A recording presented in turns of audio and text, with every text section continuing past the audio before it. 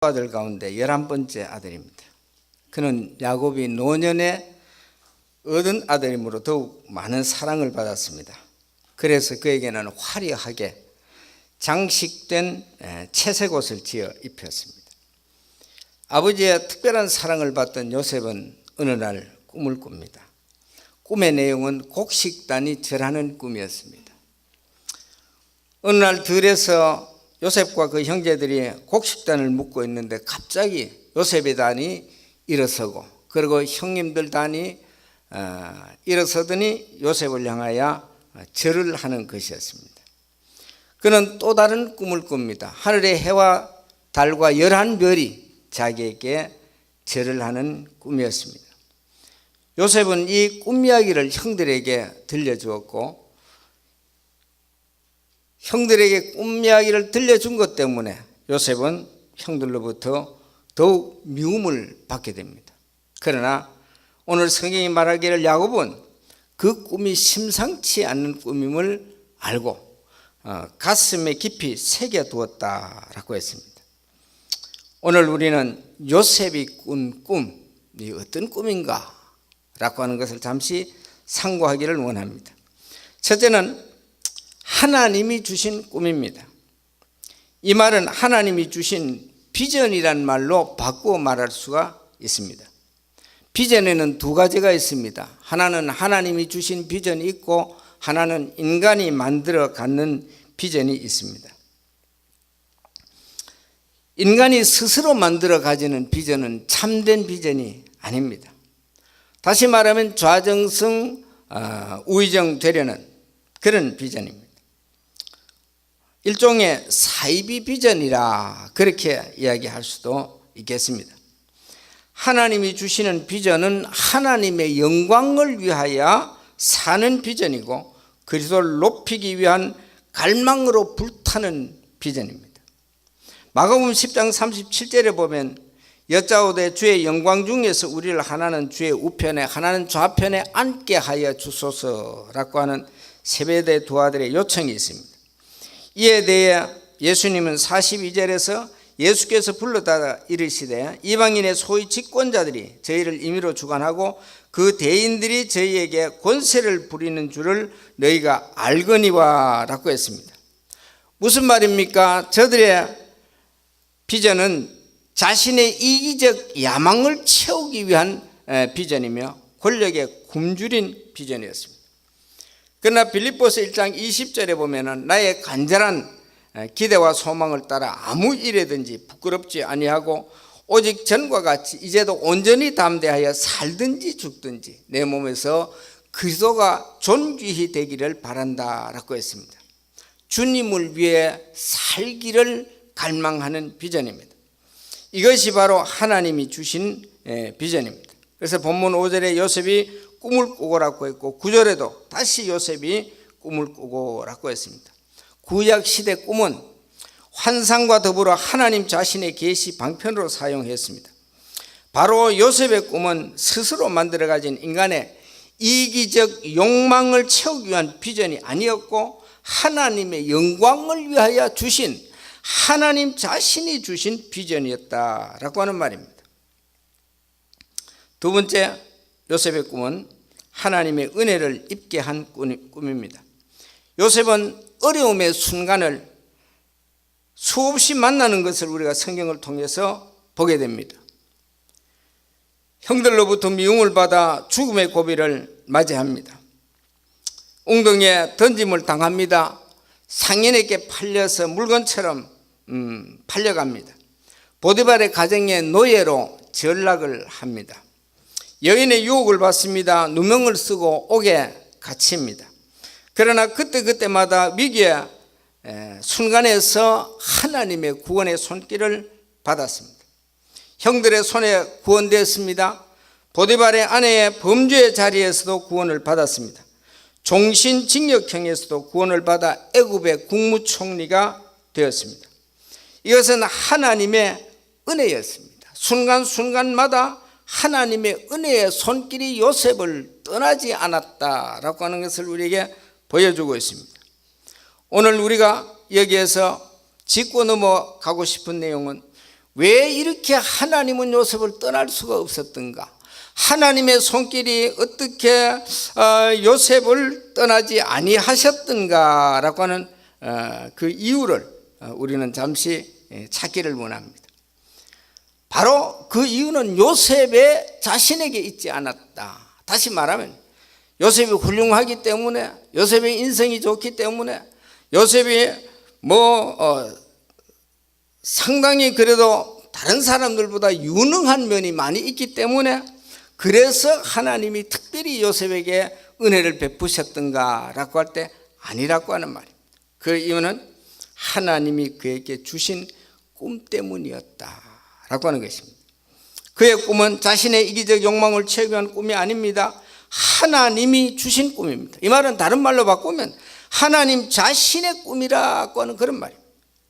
요셉이 무너지면 하나님 자신이 꿈이 수포로 돌아갑니다. 요셉의 실패는 곧 하나님의 실패가 되기 때문입니다. 요셉은 자신의 비전을 하나님 자신의 비전을 요셉이 받았기 때문입니다. 그 비전 때문에 하나님의 은혜의 손길은 그를 떠날 수가 없었던 것입니다. 마치 질그릇에 보화를 담은 질그릇과 같다라고 비유를 할 수 있을 것입니다. 그 주인이 비록 그 그릇이 보잘것없는 질그릇이지만, 그러나 그 주인은 그 질그릇에 많은 관심을 갖습니다. 그리고 그 질그릇을 소중히 다룹니다. 그리고 안전한 곳에 보관합니다. 왜? 그 질그릇 때문에? 아닙니다. 그 질그릇은 별 의미가 없습니다. 그러나 그 보잘것없는 질그릇이지만 그 질그릇 안에 보화가 담겨 있기 때문에, 그 보화 때문에 그 질그릇은 소중하게 취급이 되고 안전하게 보호가 되고 관심이 그곳에 있을 수밖에 없습니다.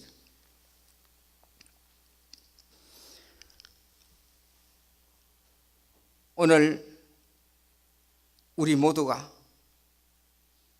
이런 하나님의 비전을 가지시는 축복이 있기를 주의 이름으로 축원합니다. 이런 비전을 가진 그를 하나님은 떠날 수가 없고 그와 함께 하실 수밖에 없고 그를 인도하실 수밖에 없고 그에게 은혜를 주실 수밖에 없는 것입니다.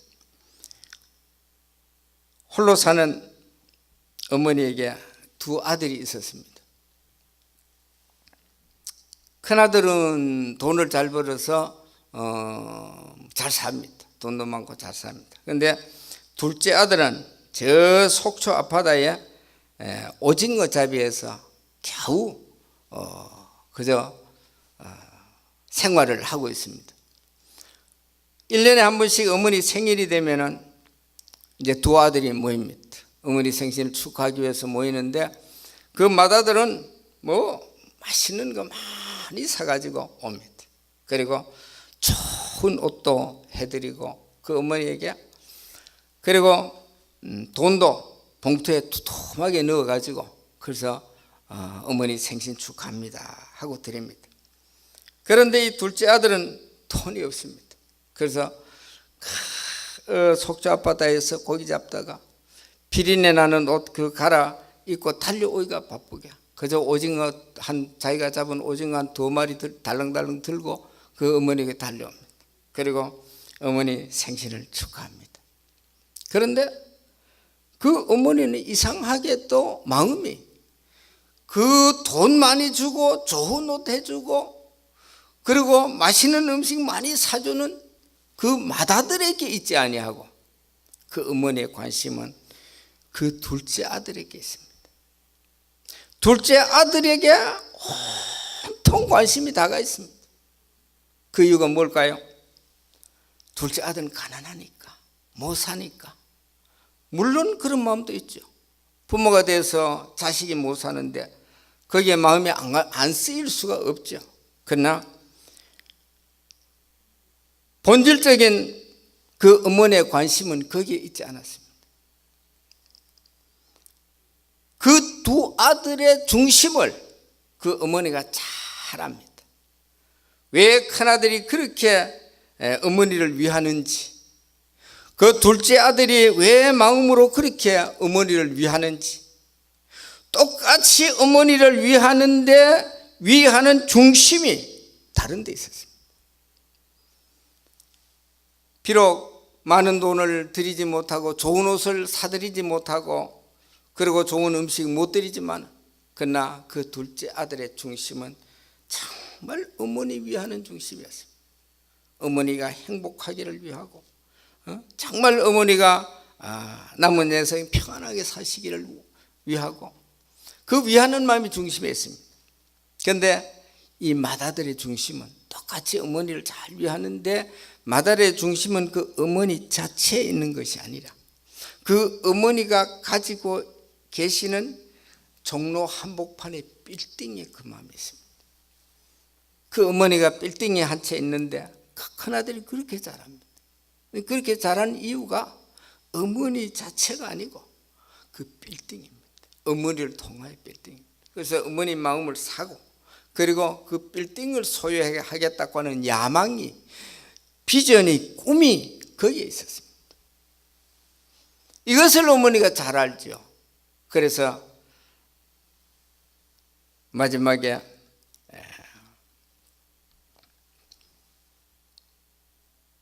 모든 것을 정리할 시간이 왔을 때 그 어머니는 종로에 있는 빌딩에 그 문서가 둘째 아들에게 가고 말았습니다. 오늘 좋은 예가 될런지 모르겠습니다만, 우리의 중심이 진정 하나님께 있다면, 우리의 중심이 하나님의 영광을 위한 것이라고 하면, 그 귀한 중심 때문에 하나님은 반드시 우리와 함께 하실 것이고, 우리를 인도하실 것이고, 우리를 축복하실 줄로 믿습니다. 세 번째, 하나님의 뜻을 이루는 꿈입니다. 요셉이 꾼 꿈은 하나님이 아브라함에게 약속하신 하나님의 뜻입니다. 창세기 12장 2절에 보면, 내가 너로 큰 민족을 이루고 네게 복을 주어 내 이름을 창대케 하리니 너는 복의 근원이 될지라 라고 했습니다. 하나님이 아브라함을 통하여 큰 민족을 이루실 것을 약속하셨습니다. 그 약속이 이삭에게 주어졌고 야곱에게 주어졌고, 그리고 야곱의 아들 요셉을 통하여 이루시기를 하나님이 원하셨습니다. 이 일로 요셉은 형들로부터 미움을 받습니다. 애굽에서 고난을 받습니다.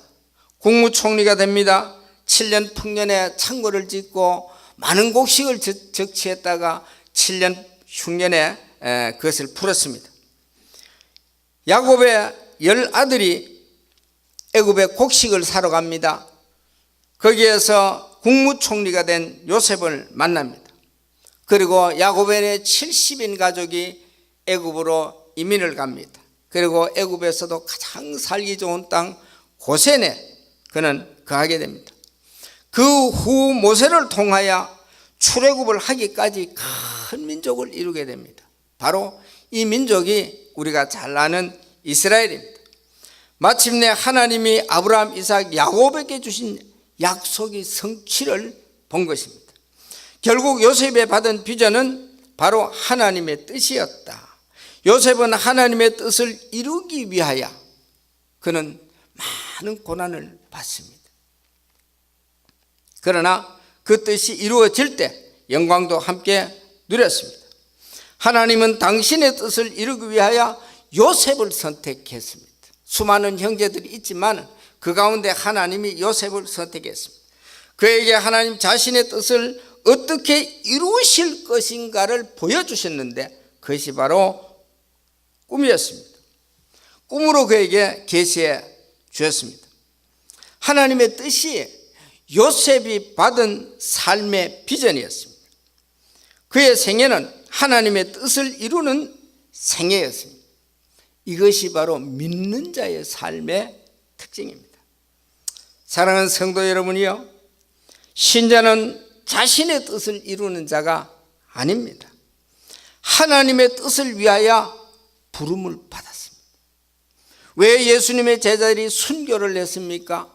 왜 사도 요한이 정배지 밤무섬에 귀양살이 했습니까? 왜 바울 사도가 세상의 부귀영화 버리고 주님의 고난받다가 순교의 제물이 됐습니까? 왜 주기철 손양원 목사님이 순교의 제물이 되었습니까? 그들의 생애는 하나같이 하나님의 뜻을 이루는 생애였기 때문입니다. 하나님의 뜻이 자신이 받은 삶의 비전이었습니다. 그분들은 이 일을 위해서 왔고, 그분들은 이 일을 위해서 살았고, 그분들은 이 일을 위해서 죽었습니다. 사랑하는 성도 여러분, 오늘 우리는 나를 향하신 하나님의 뜻을 바로 알고 그분의 뜻을 우리의 삶의 비전으로 삼아야 한다라고 하는 것입니다. 하나님의 뜻이 우리의 삶의 비전이 되어야 한다라고 하는 말입니다. 물론 이 비전이 이루어지기까지 세상의 욕망이 아닌 하나님의 뜻을 비전으로 삼고 살아갈 때, 하나님의 뜻을 내 삶의 비전으로 삼고 살았으니까 만사가 형통할 것이다, 그렇지 않습니다. 하나님의 비전을 받고 그 비전을 내 삶의 목표로 삼고 살아갈 때에 거기에 많은 고난이 따라옵니다. 그러나 그 비전이 이루어지는 그 시간, 영광도 함께 오는 것을 믿으시기를 축원합니다. 우리 모두는 자기의 이기적 욕망을 채우는 자가 아니고, 우리의 삶이 우리 자신의 욕망을 채우는 자가 아니고, 그 일을 위해서 우리가 부름을 받고 그 일을 위해서 사는 자가 아니라 하나님의 비전을 받고 하나님의 비전을 이루고 하나님의 뜻을 이루기 위해서 그 하나님의 뜻을 우리의 삶의 비전으로 삼고 사는 자가 바로 하나님의 백성이다. 이 귀한 깨달음이 이 아침 우리 모두의 가슴 속에 함께 하시기를 주의 이름으로 축원합니다. 기도하겠습니다.